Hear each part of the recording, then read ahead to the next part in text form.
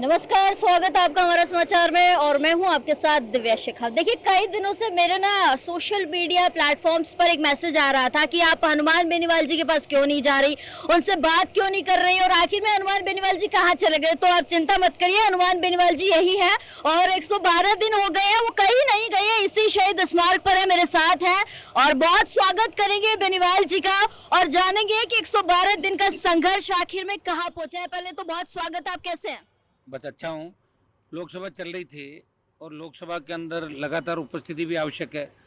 All party meeting थी जब 20 तारीख को, उसके अंदर भी पुरजोर तरीके से ऑल पार्टी मीटिंग में हमने इस मामले को उठाया और नड्डा जी बैठे थे उसके अंदर और उन्होंने आश्वस्त किया कि जितनी भी देश में पेपर लीक की घटनाएं हो रही, राजस्थान की एसआई भर्ती को रद्द कराने का मामला है। मैंने कहा आप स्वयं गए थे नड्डा जी, अमित शाह गए, प्रधानमंत्री गए और आपने कहा कि भर्ती रद्द कराएंगे, आरपीसी का पुनर्गठन करेंगे और पेपर माफिया को पाताल से निकालेंगे।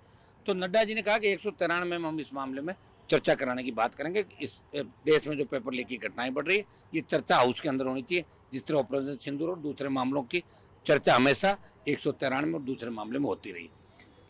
एक बार मैंने मामला उठाया हुआ था लोकसभा के अंदर कि भाई हम लोग बैठे हैं और ये भर्ती रद्द होनी चाहिए, बीजेपी का कमिटमेंट था।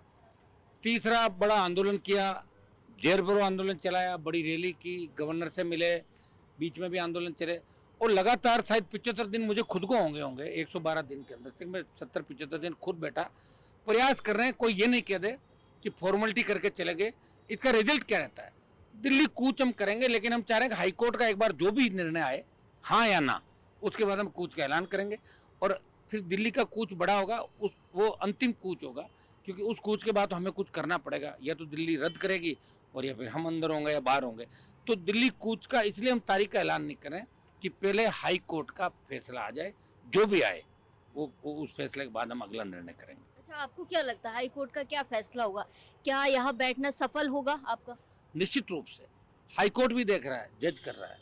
ये सोशल मीडिया सबसे बड़ा प्लेटफॉर्म है, इलेक्ट्रॉनिक मीडिया आप लोग जो करते हो, प्रिंट मीडिया, इसके माध्यम से हवा जो बनी देश के अंदर, प्रदेश के अंदर एक अभियान चला, भजनलाल हटाओ राजस्थान बचाओ। ये इसलिए चला कि भजनलाल जी ने कांग्रेस के लोगों से समझौता कर लिया। वो कह रहे हैं कि रात के अंधेरे में कांग्रेस के लोग मेरे पास आते हैं, तो लोगों ने इसलिए थोड़ी चुना। बीजेपी को लोग इसलिए लाए कि कांग्रेस की गुंडागर्दी से, पेपर लीक की घटनाओं से और फर्जी पेपर माफिया नकल गिरोह से परेशान थे। लोगों ने बीजेपी को वोट दिया, फिर बीजेपी कांग्रेस जैसी हो गई, इसलिए लोगों ने अभियान चलाया, नौजवानों ने। और विश्व में 8वें नंबर पर ट्रेंड किया और हिंदुस्तान में 1 नंबर पर ट्विटर ट्रेंड चला और देश के प्रधानमंत्री, गृह मंत्री को बीच बचाव करके और शेडो बैन करवाना पड़ा ट्विटर को कि बदनामी हो रही भजनलाल की। 6 लाख ट्वीट हो गए, 20 लाख हो गए टोटल आप जोड़ोगे तो। ये इतना बड़ा पहली बार किसी मुख्यमंत्री के खिलाफ देश के अंदर आक्रोश देखने को मिला। कारण था पेपर लीक और एसआई भर्ती और तमाम जो असफलताएं सरकार की, वो मुख्य कारण था। और इसको लेकर नौजवान सड़कों पे और आंदोलित है। जगह जगह जो धरने प्रदर्शन घटनाएं हो रही है, निश्चित रूप से राजस्थान सरकार का और इंटेलिजेंसी का फेल्योर है। कल मुख्यमंत्री जा रहे हैं जोधपुर के अंदर और आज एक विष्णु समाज की हमारी बिटिया है, उसकी गोली लग गई। बताओ, कोचिंग सेंटर से आते हुए कितनी दर्दनाक। अगर वो गोली यहाँ नहीं लग के यहाँ लग जाती, फिर बच्ची वहीं दम तोड़ देती। तो इंटेलिजेंसी का फेल्योर देखिए। सीएम आ रहा, मतलब डेमो दे रहे लोग कि सीएम साहब आपका स्वागत है, आओ जोधपुर। तो अपराधी हावी है। 3-4 बार तो मुख्यमंत्री को धमकी दे दी जेल से कि हम आपको मार देंगे, ये कर देंगे। कितने नेताओं को थ्रेट हो रहे हैं राजस्थान में। कहाँ चल रही राजस्थान की व्यवस्था? न तो पक्ष है और न विपक्ष है। अगर कोई है तो आपको बैठे हुए आरएलपी के नौजवान दिखेंगे, जो कहीं भी अन्याय अत्याचार होगा हमारी फौज वहां पहुंच जाएगी, उस परिवार को, उस वर्ग को, उस जाति को न्याय दिलाने के लिए। अच्छा, एक बात बताइए, दिन में खैर आप तो यहाँ नहीं थे, आपके कार्यकर्ता बैठे थे, आपके बैनर को हटाने की क्या मंशा हो सकती है कांग्रेस वालों की? वो तो वोट चोरी के लिए आ रहे हैं, फिर हनुमान बेनीवाल के पीछे क्यों पड़ रहे हैं? अच्छी मानसिकता। 11 सीट जीता दी ना, इसलिए औकात नहीं थी उनकी 0 सीट की, औकात से ज्यादा मिल गया उनको। 5 और जीतते, लेकिन वो तो चाहते नहीं थे 11 भी जीते। वो तो चाह रहे एक भी नहीं जीते। बैठे बैठे कांग्रेस कार्यालय में यही तो करे थे एक दूसरे से कि एक भी नहीं आएगी, हम कह रहे हैं एक भी नहीं आएगी। वो तो आ गई, वो नहीं चाहते थे। और अब की बार इलाज भी कर देंगे लोग। अब की बार इस परंपरा को भी खत्म करेंगे। एक बार कांग्रेस, एक बार बीजेपी, एक बार, अब की बार खत्म करके इस परंपरा को हमें चाहे कहीं भी जाना पड़े, इस कांग्रेस बीजेपी के खिलाफ जितने भी दल हो, जितने भी नेता, हम संगठित होकर इस मैदान के अंदर कूदेंगे और कांग्रेस और भारतीय जनता पार्टी को सत्ता से दूर रखेंगे। इस गेट के बाहर खुद पूर्व मुख्यमंत्री अशोक गहलोत खड़े थे, खुद प्रताप सिंह खाचरियावास, सचिन पायलट तो बड़ा नाम है यूथ का, वो खड़े थे लेकिन वो गेट के अंदर नहीं आए। देखिए, मैं ये कह रहा हूँ कि ये जो धरना चल रहा है इस व्यवस्था के खिलाफ चल रहा है। सचिन पायलट ने तो अपनी सरकार में रहते हुए कहा था कि आरपीएससी तक पैदल मार्च किया, पुनर्गठन और ऐसा ही भर्ती रह तो, ये पायलट ने कहा था।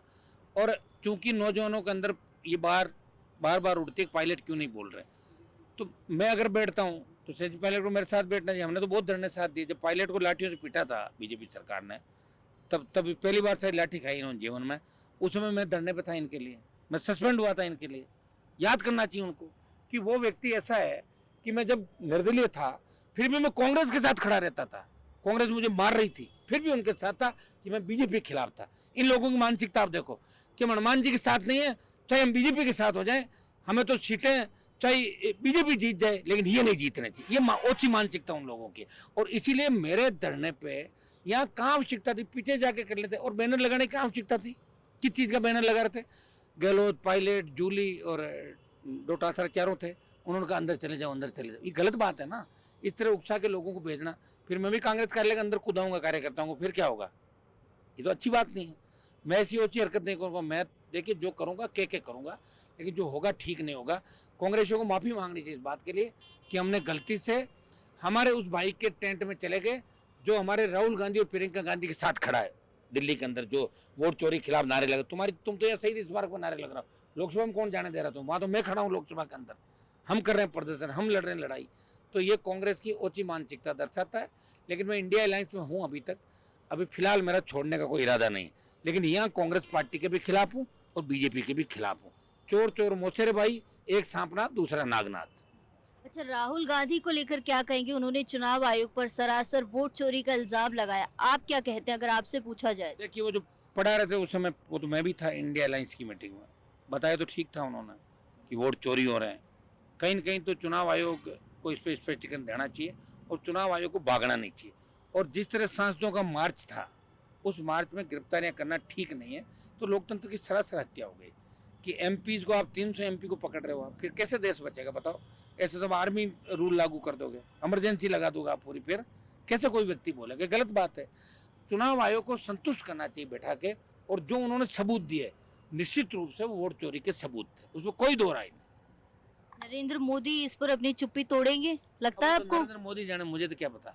मैं तो कह रहा हूँ धनखड़ अपनी अपनी चुप्पी तोड़े, मैं ये चाहता हूँ। धनखड़ साहब का तो पता ही नहीं है कहाँ है। एक महीने का मैंने कहा था, 1 महीने तक आप अगर बोलोगे तो समाज और देश आपके साथ है, और 1 महीने बाद बोलोगे तो हम कोई साथ नहीं है ना भाई।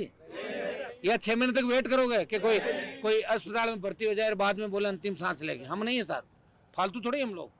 1 महीने बता दे कि इस्तीफा बंदूक की नोक पे दिलाया, इस्तीफा कैसे दिलाया, या इस्तीफा डरा के दिलाया, क्या कारण था, कौन से फोटो दिखाए, कौन सा वीडियो था जिसे डर के दे दिया? वो कारण तो बताए हमारे को।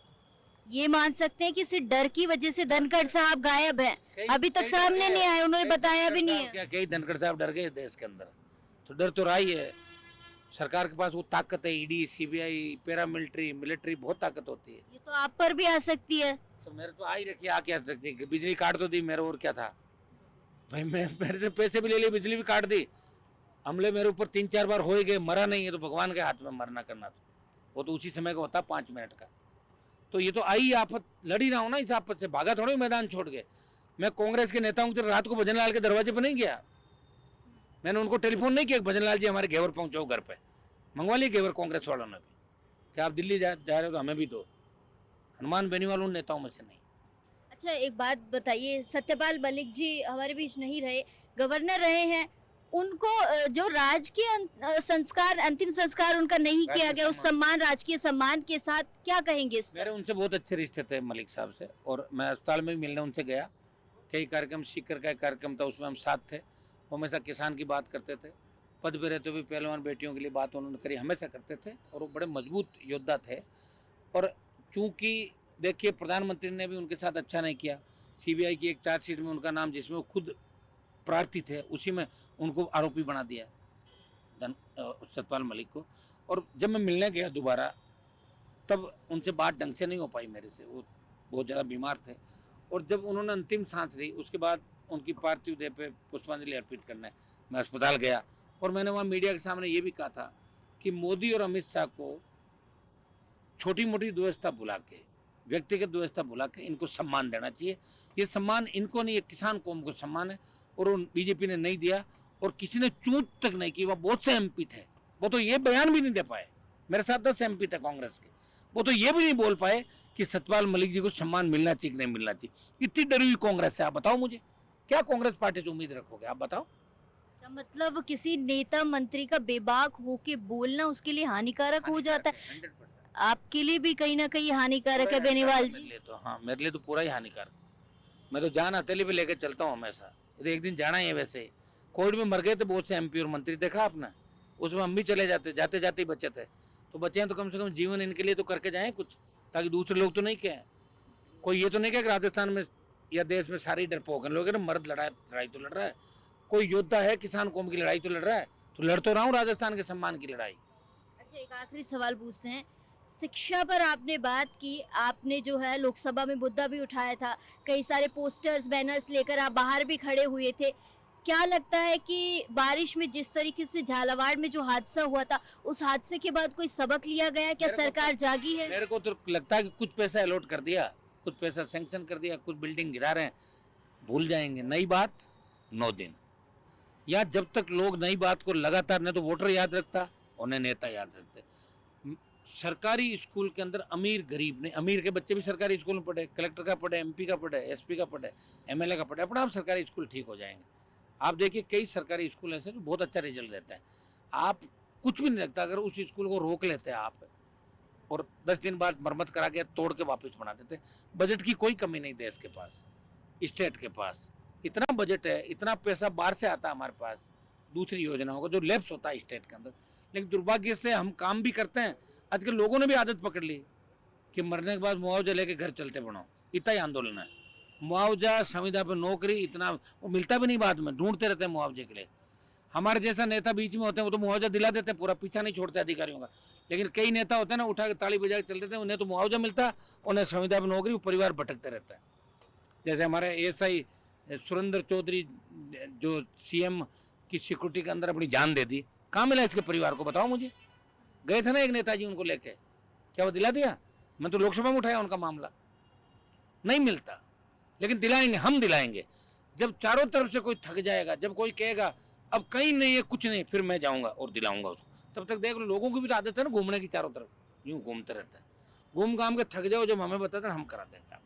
अच्छा, एक छोटा सा सवाल और पूछ लेती हूँ। भजन लाल जी की क्या हाल है? अब काफी दिनों से आप थे नहीं यहाँ पर, आपने क्या हाल देखे उनके? भजन लाल जी के बढ़िया, बरसात का मौसम है, अभी बरसात की आवश्यकता है।